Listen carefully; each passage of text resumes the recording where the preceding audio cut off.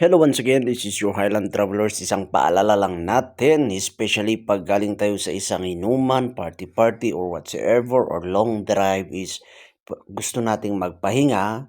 Here are some tips para at least makaiwas tayo sa mga salisi or pagnanakaw. Okay?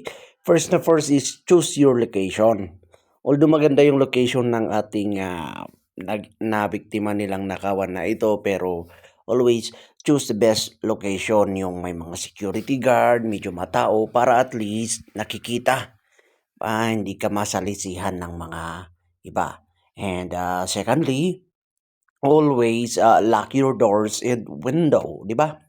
Always lock yung mga yan. Roll up yung mga window, wag nyong iwan ng bukas. Kasi yan, tatimingan at tatimingan talaga kayo kagaya ng ginawa ko yan. Baka sakaling mamukhaan nyo itong magnanakaw na ito. And also, be aware po tayo sa ating mga surroundings, ha? Dapat aware po kayo sa inyong surroundings. Always stay alert and tignan lang pag nagpapahinga tayo. Pero pag talagang matutulog tayo, choose naman, always, number 2 tayo. Okay, lock natin lahat at matulog tayo dun sa loob para makapag-rest tayo. And wag nyo ring ipakita, 'di ba? Kung merong mga valuables object kayo diyan, pera, cellphone or whatsoever, wag nyong ilalagay sa harap or whatsoever na nakikita nila. Kasi hanap at hanap yung mga yan ng opportunity para at least makapagnakaw sila. Kung maaari at kung maaari, wag tayong mag-drive alone. Magandang meron at meron tayong kasama, okay? Hindi natin alam.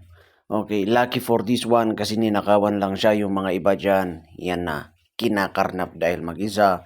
Yung mga hindi natin pinagpipray pero talagang may kinakarnap. Meron ding napapatay kasi they are driving alone. Talagang pinagplanuhan ng mga magnanakaw. Okay?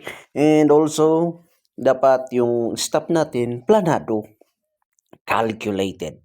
Okay? Kasi sa mga journey natin, minsan mahaba yung biyahe or whatsoever, hindi natin familiar sa isang lugar. Dapat planado po kung saan kayo magre-rest or saan kayo magpapahinga para hindi po kayo matsambahan.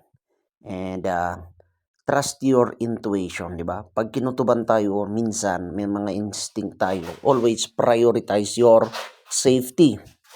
If you feel uneasy or a sense of danger, better yun. Okay? Caution and find another difficult location na mas safe po tayo. Alright?